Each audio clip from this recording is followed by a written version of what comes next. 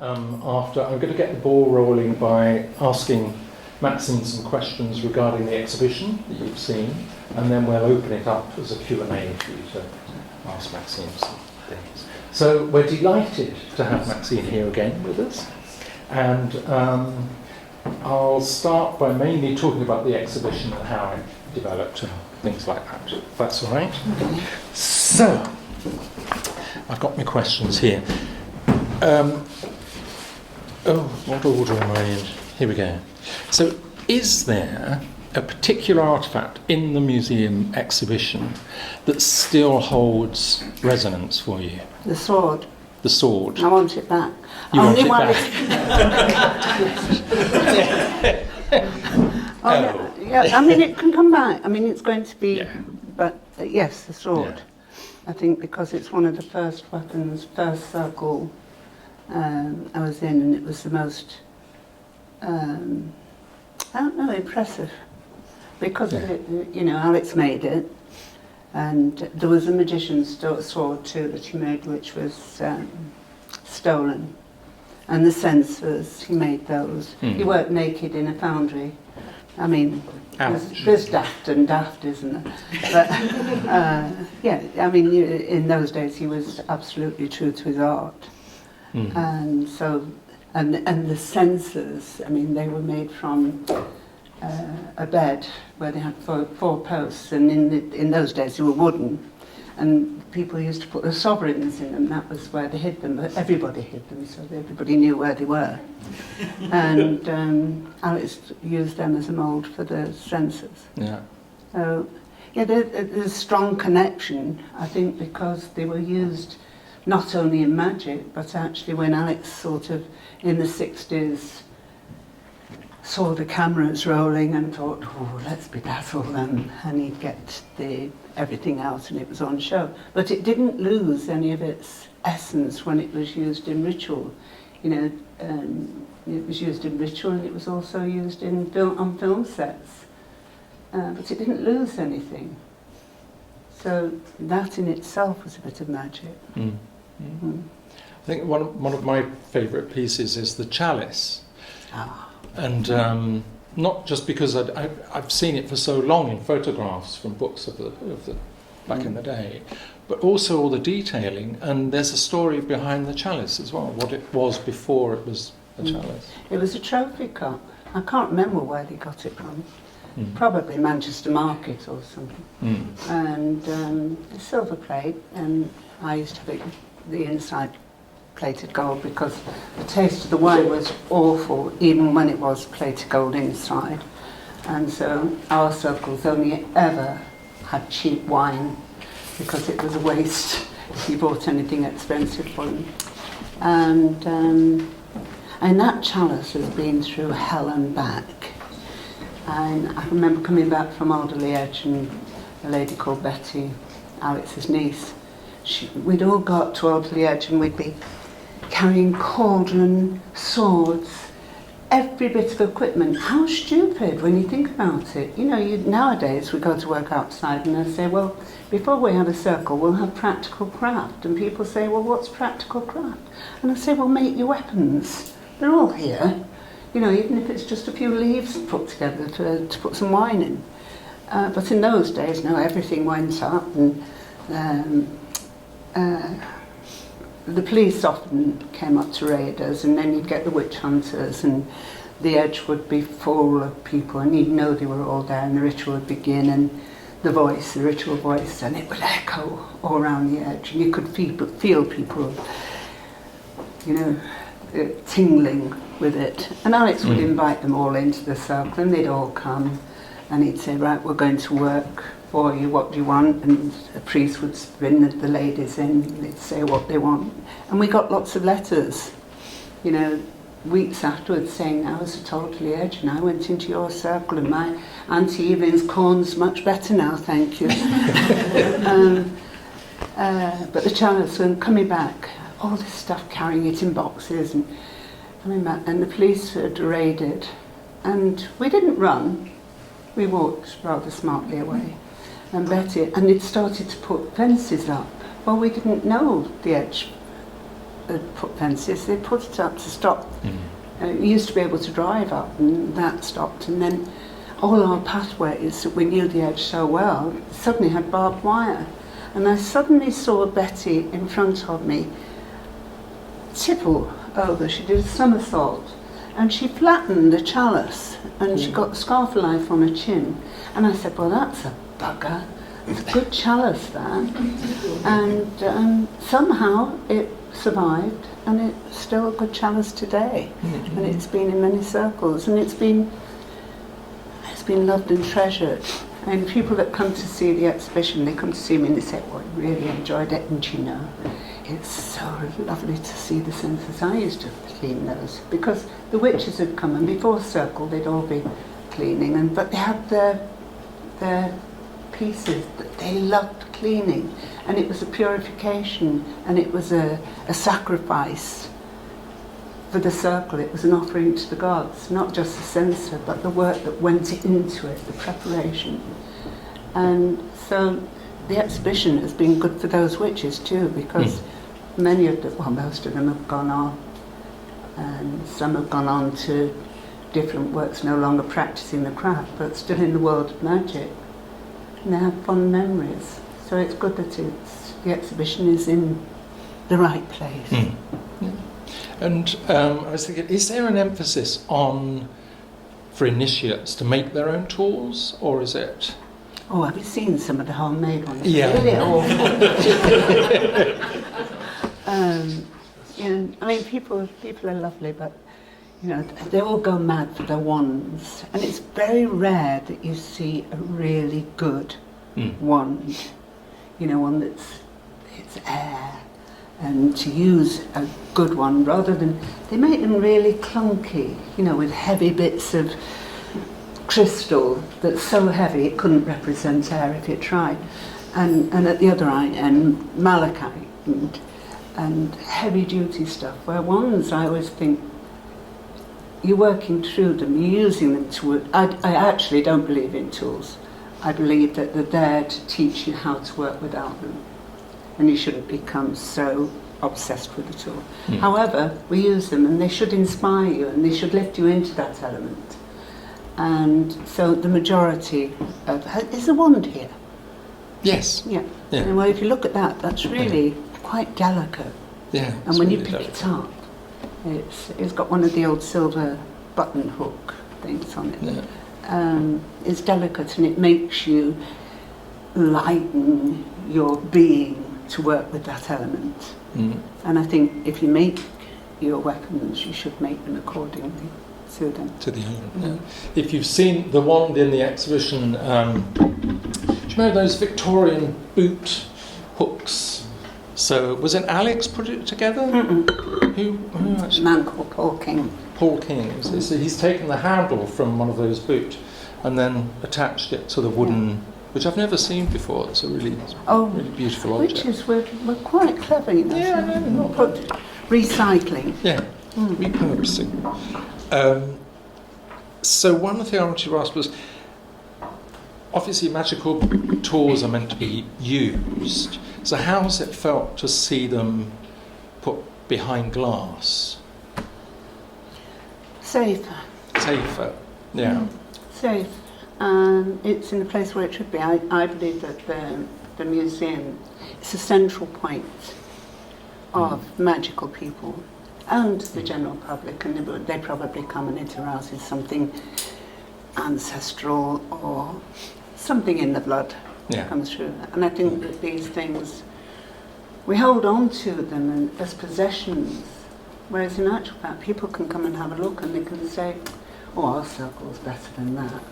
You know, we've done a good job. Or, might upgrade a little bit and get something better, because your craft, your circle, is worthy of beauty and it's worthy of effort. And I think for people to come, and I know so many people have come back to me and said, oh, I did enjoy it. It's only little, but I did enjoy it. And there's a love. You know, you think over the year, I told you there's always one, isn't there? Can you look in your bag and sort that bone out? Oh, thank you. That's as if by magic. If we were to expand that exhibition, what would you like to see in it if it was a bigger show? Well, I don't think you'd be able to do it. Why, but tell me. Well, it's nice to see the circle, but actually when you see it set up, not that in the early days we used the circle. Typical of the day, we cast a 9-foot circle and we'd all be going around like this, and rather slowly.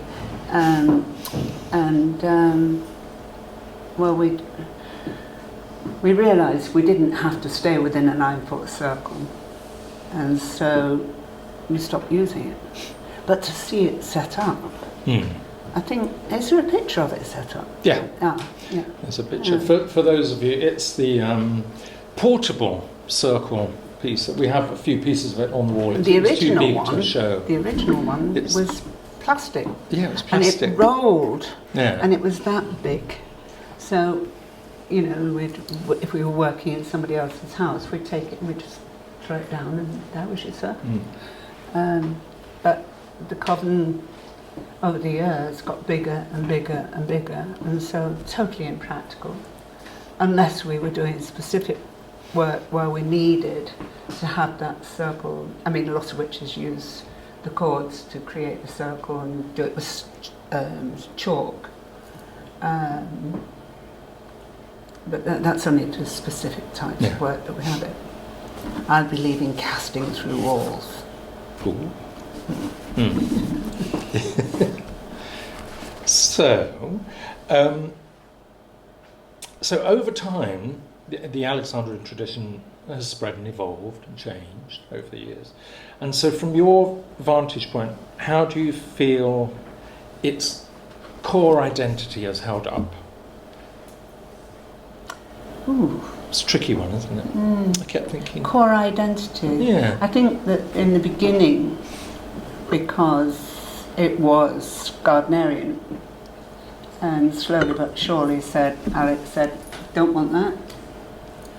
Not going to have the scourging, not going to have the purification, and it changed it deliberately and consciously. He was, the Gardnerian priesthood at the time, in the 60s, said, Alex, get back to your ceremonial magician, leave witchcraft to us. Well, the press weren't interested in them. He was far more handsome and far more entertaining and outrageous, and gave them something to talk about. I disagreed with a lot of the things that he did and said, but it did the trick. As Geraldine Boscastle said, this little man, toothless, balding, and Mandy turned up. She didn't have very much nice things to say, but he turned up at the right time and he was the right person to do it. Yeah. And out of that, Alexandrian craft developed. I don't think it really developed until Alex left it. Right. Which sounds strange because he never left it. His love of the craft was intense. But he'd done his work, and it was time for us to get into our circle and start to really study ritual, make sure that ritual wasn't empty. I have a particular dislike for empty ritual. I have a particular dislike for reenactments. I have a particular dislike for prettiness where it's not necessary. And I want power. And I think most people that are initiated into Alexandrian witchcraft, they learn very quickly that there is a power and it has to be respected, and we have to work hard at it. We have to analyse it. And I think when the Temple of Mother came into being, the people involved with it had a curiosity that went beyond just the practice. And so everything was analysed from beginning to end, and a lot of empty ritual was taken out. We took it to the bones, and really created something quite different to what existed say in 1964. And the Temple of the Mother still exists, or? It is and it isn't. It's there and people work under its name. It doesn't have the core that it did. Every coven has its lifetime. They die or they stop. They don't die, but they stop. They change. The people in those covens often need, the craft has been a stepping stone into their particular aspect of magic or witchcraft, but a particular aspect, whether it be of magic, they go on to Kabbalah, they go on to Hermetics, they go on to Angelic, and that becomes their focus. So, the craft, not like me, I mean, I can't say goodbye to the craft, never can. I love it. So I think I ought to open it up to some questions. They've all gone to sleep now, I'm sure. They've all gone. They're awake at the back. Oh, right. So, any questions, Linda? We've been in the craft since Speak up. 1980s, and what we've noticed, going to other groups' meetings and circles, they might be more Gardnerian, they might be Druid. I've been in circles where I felt slightly uncomfortable because the way I've learnt ritual and creating a circle, I thought, I don't feel quite safe here. So I go through in my own head what I would see as casting a circle. Now, I don't know if anybody else has been in that situation, but I would like to know your opinion on, in that situation where somebody else's circle as a guest, following through in your own mind's eye, how you feel about I'm quite lucky, nobody invites me to their circle.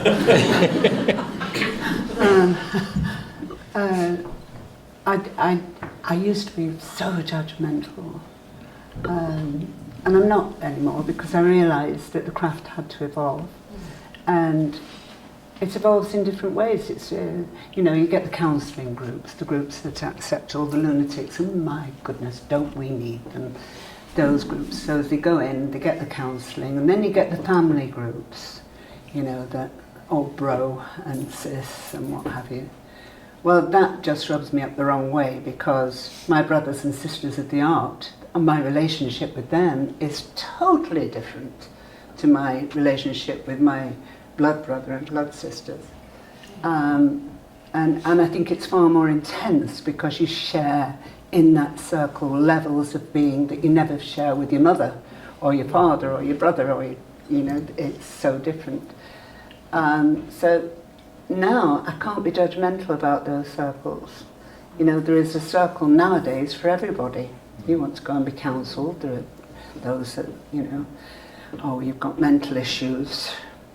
So I put my magical regalia at the bottom of the stairs, so on a Friday night when I go to the circle I won't forget them, which means they've got mental issues. I don't understand it and I don't tolerate it, and I wouldn't let them in my circle.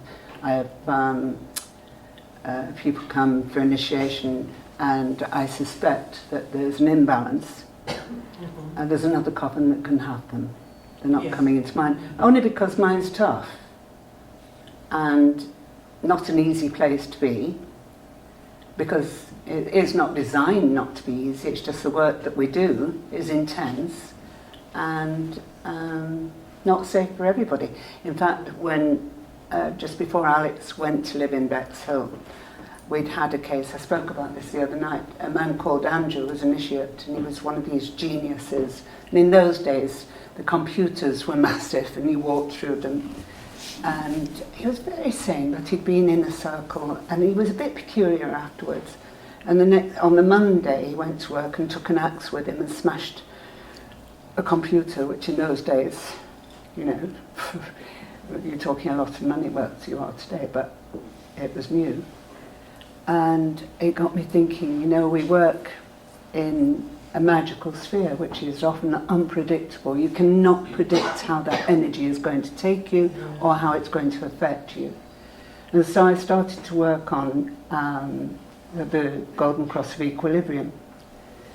And just so that the witches, whatever work we undertook, they could always go back to that state of being to bring about balance within themselves.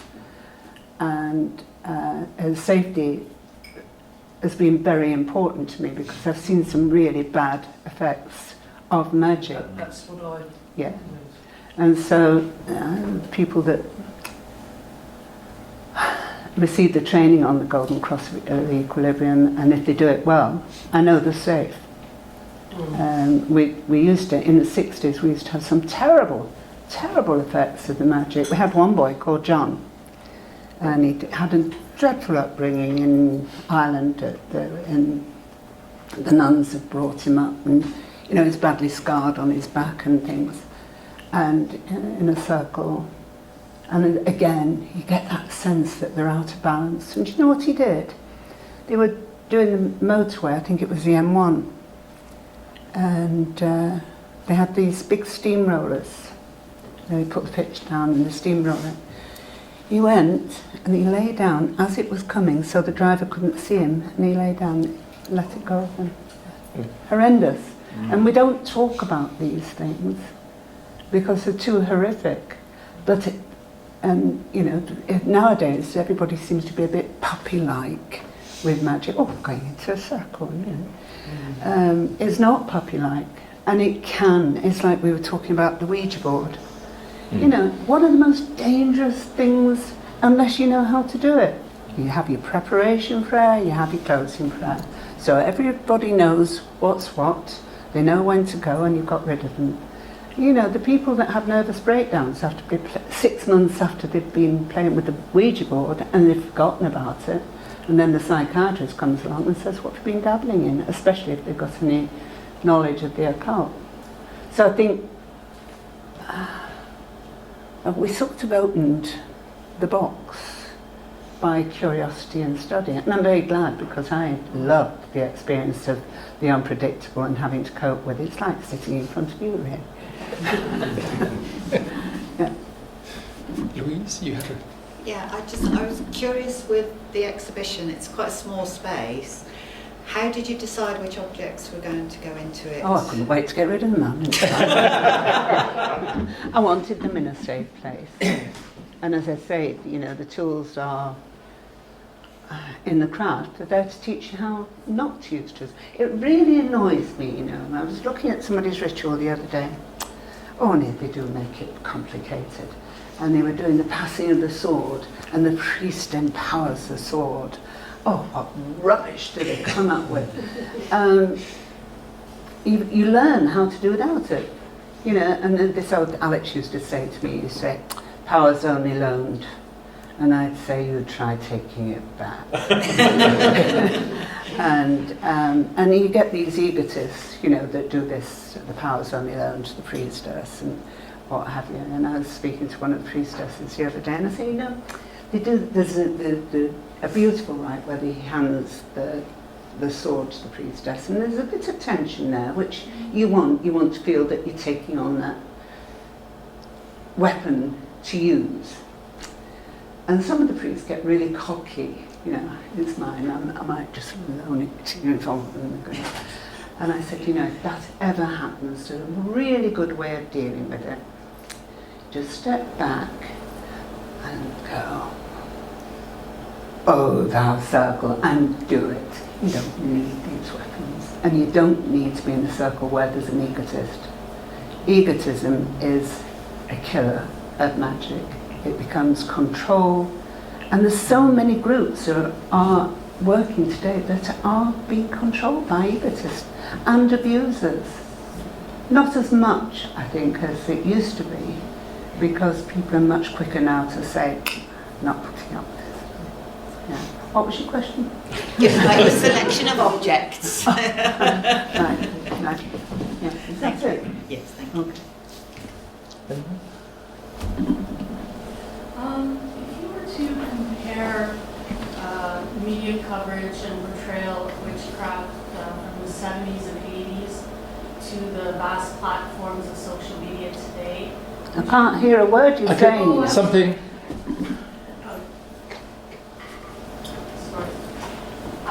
If you were to compare the media coverage and portrayal of witchcraft from the, say, the 70s and 80s to what we have today, the social media today, would it be fair to say that the vast social media has been detrimental to the tradition as a whole, or would you say it's been helpful? Again, it's a matter of opinion. Some people say, you know, all the publicity of the 60s and 70s was really great for the craft because people learned that it was there.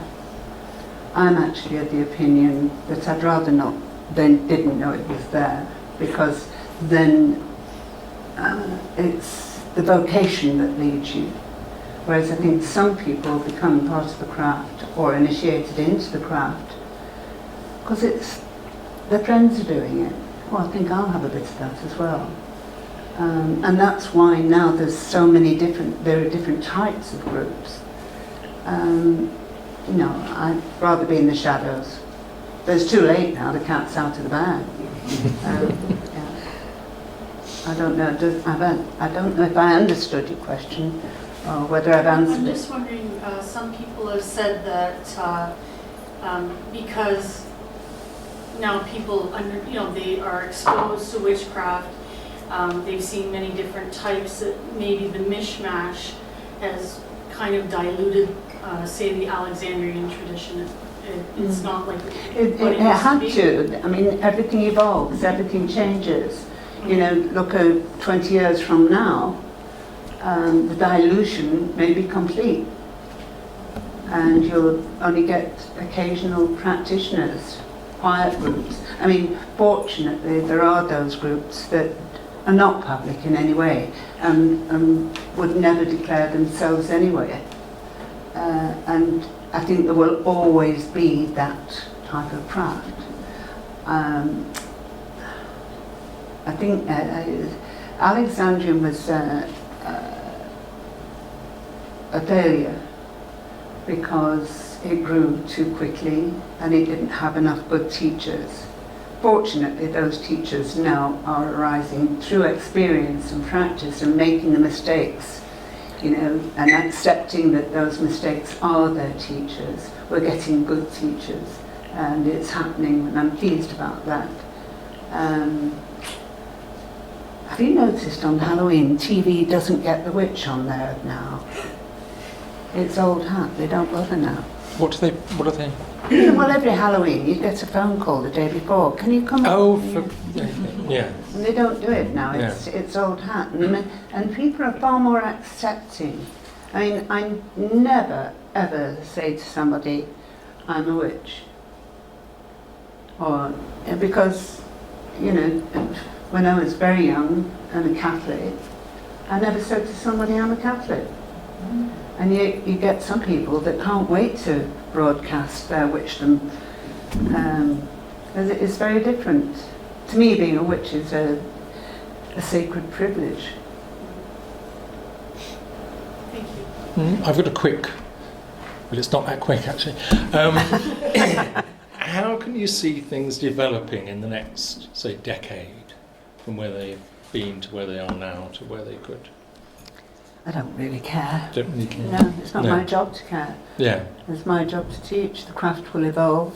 It will do its thing regardless of what I say. And I think my days of judgment I've got over. And now I'm anti-judgment. I'm anti these people that get on the soapboxes on Facebook and say, "How dare you do this, how dare you do that." And leave them alone, get on with your own work. It's your circle that's important, not what they're doing in the next village. Keep it secret, keep it sacred. And do you feel the next generation, the younger generation? There are not many of them, are there? They're all looking a bit old. But do you feel they're doing the work? I think a few years ago, every year you'd have the rounds like Conway Hall, Fairfield, and there was this big thing. So you got the witches, who suddenly became stall holders, who suddenly became merchants, and it became a business. Shut up, Max. He agrees. He's lovely. I'll take him home. And the fish. So, I don't know what was the question about? It was the younger generation, whether you I think think they're there'll doing be the work. more, because they're cleverer now. It will have to be a real vocation, so the craft will get smaller. Yeah, that's And right. I think they're more discerning. They won't be impressed that easily. I think you have to prove your word when they come for initiation, and hopefully they will go not begging for initiation, but testing the initiators. Because I think anybody who's seeking initiation shouldn't go in there, oh please will you initiate me? You should go in there saying, I'm interested in the craft, would you like to tell me about you? You know, investigate. There's always a rogue, there's always a villain, and they can be quite nasty. But I think, as I say, I think the young generation is far more sensitive and intuitive and intelligent. Not intelligent, they know more.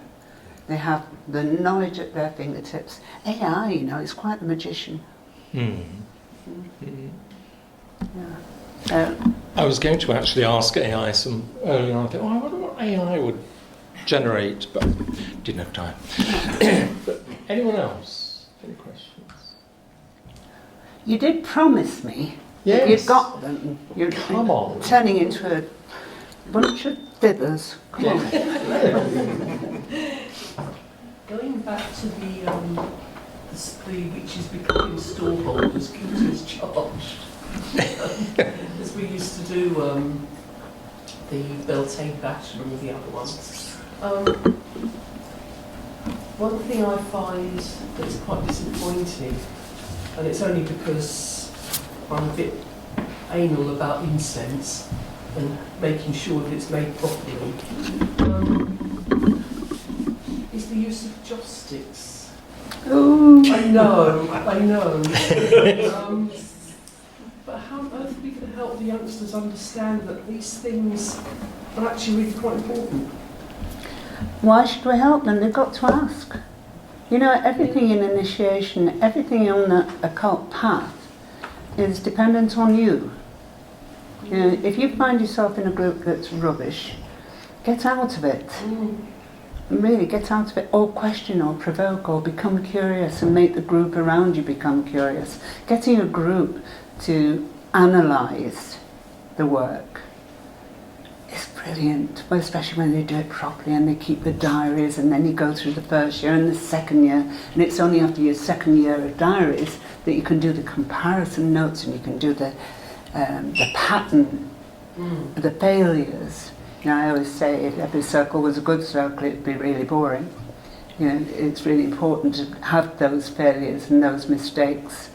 And we're looking at our own development spiritually and magically. And the onus is not on the circle, it's on you, the initiate. And to make a good circle, you've got to be a bit provocative and have no fear. You know, fear within the circle. I've got a couple of family members that are showing possible interest. What, blood family? Yeah. Oh, they're a damn nuisance. Yeah. They don't live near me, fortunately. No. But yeah, just like bits and tips to pass on to them. If the interest starts developing. It's funny, it goes in cycles, like I noticed now. Now, we've sort of been through a cycle where a lot of the circles are mainly priestesses, and they really want a priest to come along, or separate. The best circles where it's all priests and I'm the only priestess. I like those the best. But it doesn't happen often. But now the wheel is turning again, and there's more male coming in. It's happening very slowly, and the craft goes through cycles of it. It might get a bit more exciting, you never know. I hope so. Yeah. Those are people that are showing an interest. Mm. They can find the right teachers. Yeah, you can get a good teacher, but he's not right for everybody. And the Temple of the Mother most certainly wasn't a temple that, or a circle. It was tough. It wouldn't accept people. It'd send them away. And then sometimes you'd initiate. I've made lots of mistakes in initiating people that really I shouldn't have done. I shouldn't have allowed. They weren't strong enough, or they weren't balanced enough, or our circle couldn't give them what they needed. But you learn through your mistakes. Oh, absolutely. Yeah. But it will evolve, and there's no point worrying about it now. It's like what the Americans are saying: may the craft, the gods preserve the craft. I say, may the craft preserve the gods. Yes. Mm.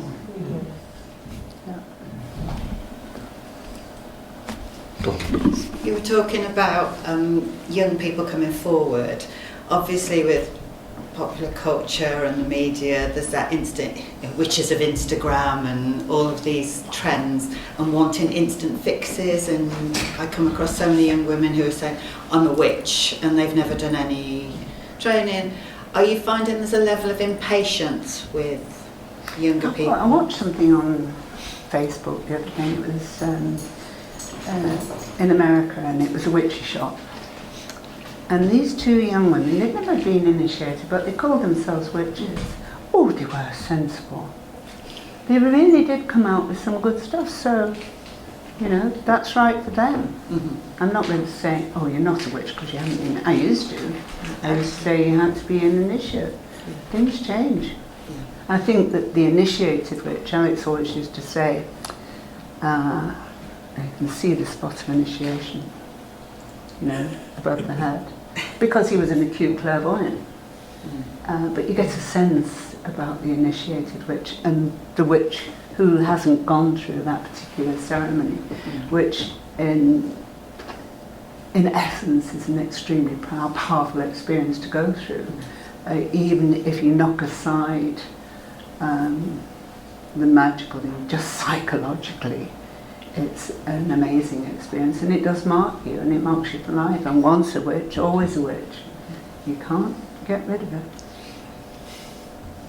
But you mentioned diaries and that process. Do you think that could be lost because of this? It's about, people used to say that I used to be accused of being a disciplinarian.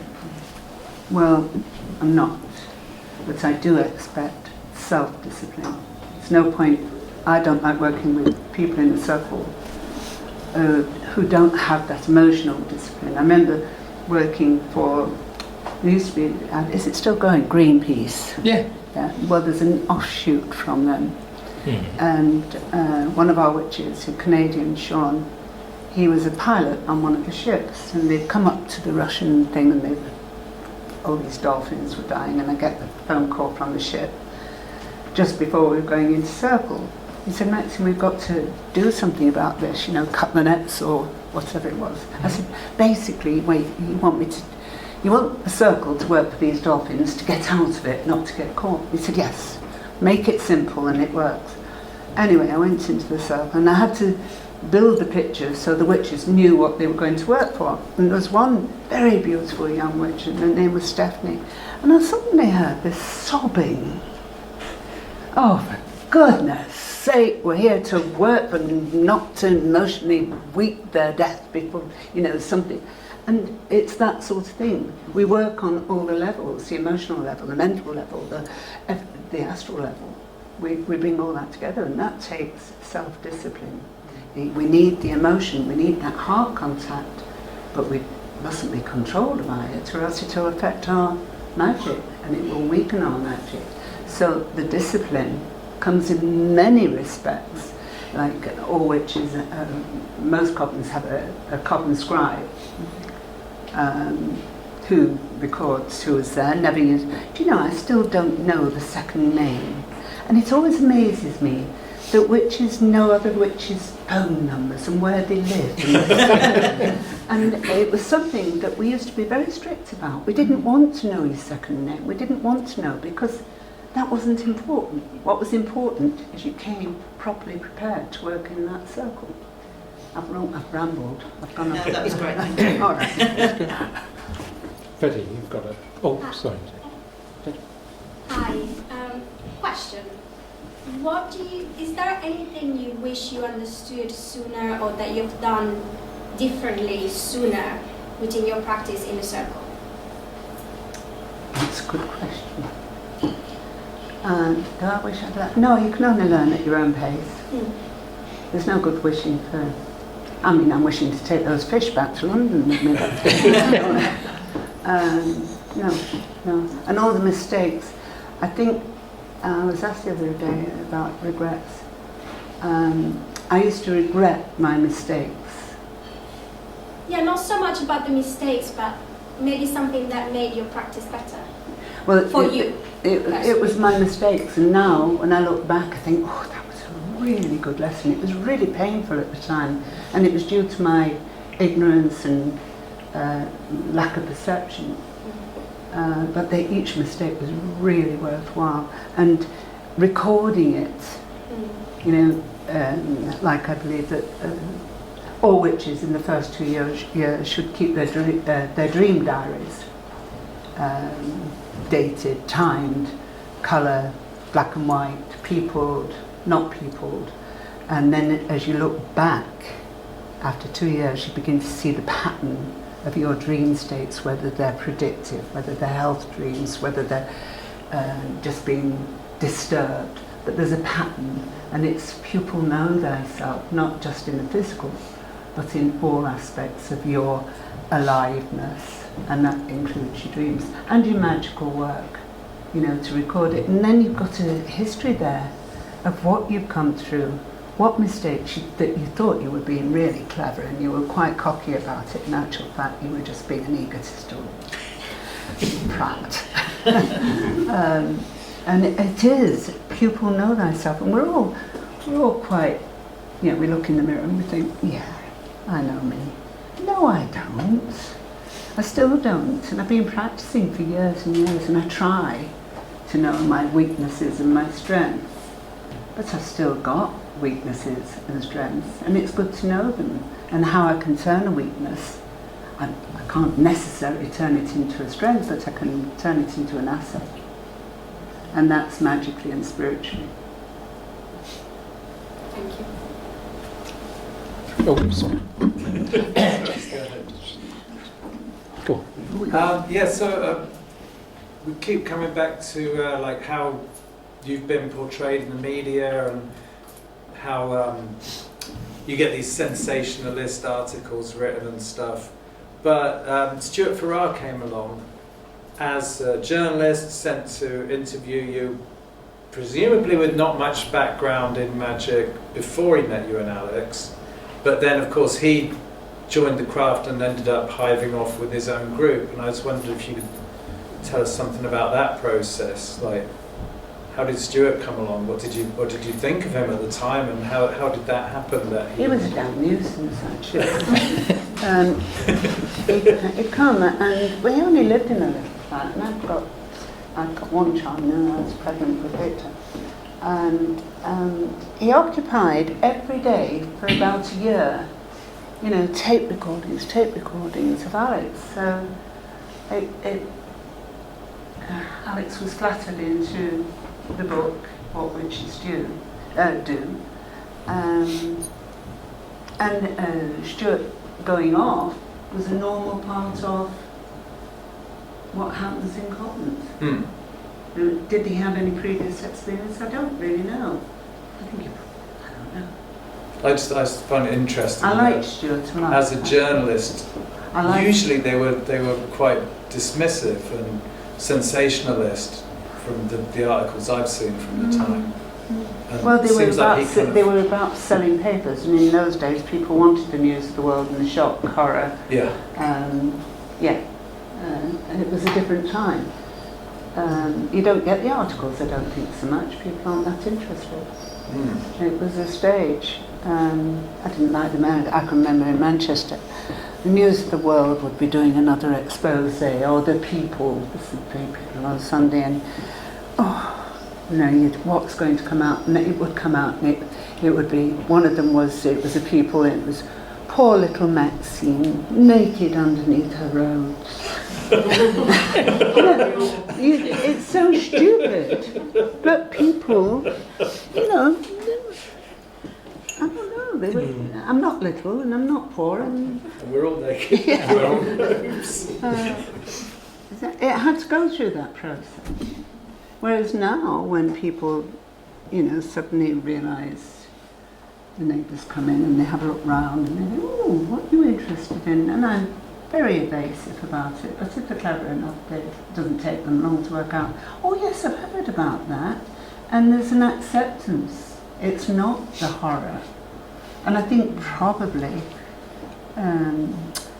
it was quite handy to be frightening, kept people away.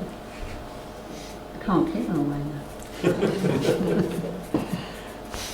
Do you have I'm not sure if you'll be into this question or not, but you're a long time practicing of the craft and interested in it. I guess I just wondered, it's quite a personal question, like what has been the kind of greatest gift or positive part of having that as such a big part of your life, like if that's easy to identify. Like, what's it kind of given you? What do I love? Or what's it given you? Yeah. Oh, I don't know what it's given me. I don't know how I'd have turned up without it, so I can't say that.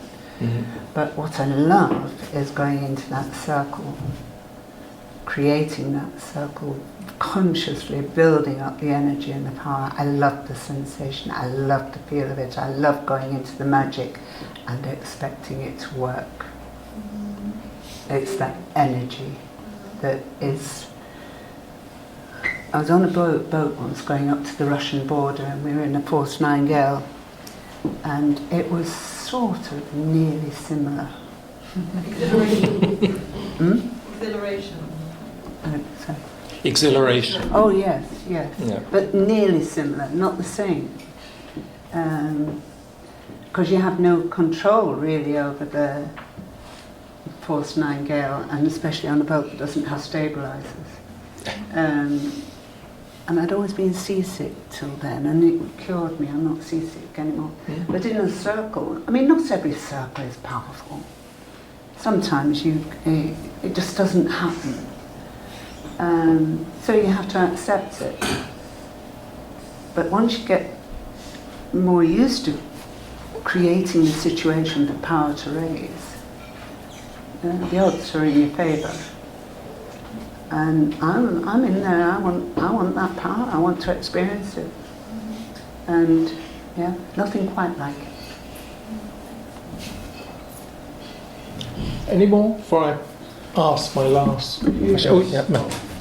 Maxine, you speak about circles so wonderfully. I just wondered, is there something you could share about the last circle you had?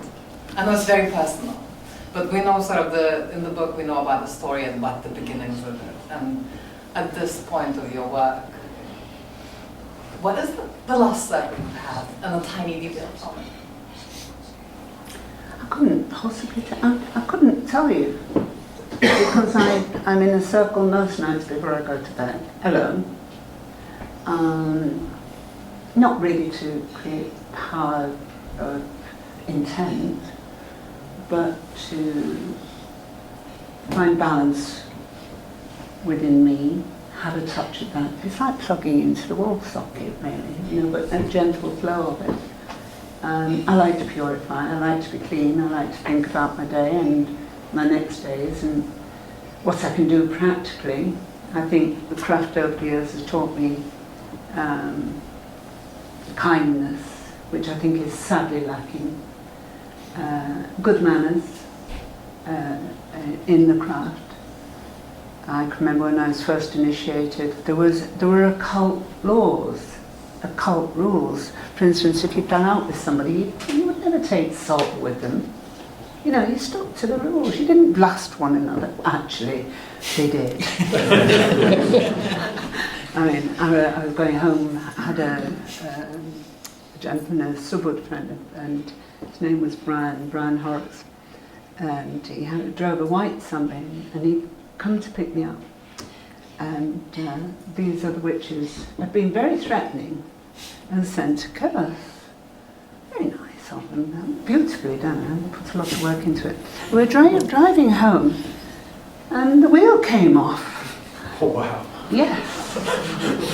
And, you know, there's a rule in the art magical, you're not allowed to kill anybody. You know, so you can't interfere with the breathing, you can break the legs.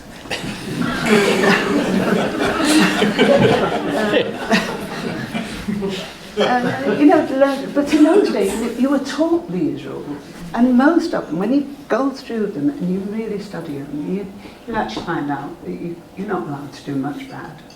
But that we did. We really had blasting wars. Gardnerians and Alexandrians, you know, they weren't very friendly towards one another. The Alexandrians were mainly defensive at the time. They didn't know how to hit them. Because the Gardnerians had a bit of worry in those days. I don't know. Oh God, that was awful, wasn't it? Sorry. Oh, 5 minutes. I'm getting a 5-minute warning. Oh, I thought he was waving at us. Oh, Ray, did you want to ask something? Yes, it's a quoting from the Covenant Athar by a lady by the name of Alicia Franch, that she stated that the time has come for the craft to, you know, come into the open, and it's time to if the people are willing to listen and be initiated or whatever. What is your thought on, is there still too much secrecy in the craft for that sort of... I don't think there's enough. Sorry? I don't think there's enough secrecy in the craft. You don't think there's enough? No, and I think the idea of it becoming acceptable to everybody and we're all going to practice, no, rubbish. There is absolute rubbish. That's my opinion. But everybody's entitled to it. Okay. And I to keep it clean, to keep it pure. Yes. You know, yeah. I mean, they're not all good witches. There have been some bad ones, and still are. But there's, because of the way we work, because we work discreetly, it enables to see the bad ones and deal with them accordingly. Whereas if it becomes, I remember years ago we wanted a temple where people could go and worship the goddess, because we used to get so many questions. How can we worship the goddess? I don't want to be a priest, I don't want to be a witch, but I want to worship the goddess. And so we devised this ritual, and the Temple of the Mother used to, every night except Sunday, there would be some work going on, whether it's hermetics, whether it was lessons in projection, whatever, except for Sunday, and that was like the day when you got the washing done and things. And anyway, we got so many requests that we devised this ritual, and it was Sunday evening at 7 o'clock, the people, and they started to queue. It started off with about 6 people, and we could squeeze 40 into our front room, but it was a squeeze. And then we started to get queues up Clanricarde Gardens, and we had to stop it. So there are people that want to worship the goddess, and I think that the craft, because initiation bestows priesthood on you, then as a priesthood, yes, maybe they could do rituals for people that wanted to worship, but priesthood, Yes. no. Yes. I think there's a big difference. Yes, because Cochrane came up with the same sort of idea. Yes. Well, I think we've... And you know, I didn't drink all No, the we wine. didn't, did we? No. Cheers. Cheers, everybody. Thank you Bless you. to Maxine. Bless you too.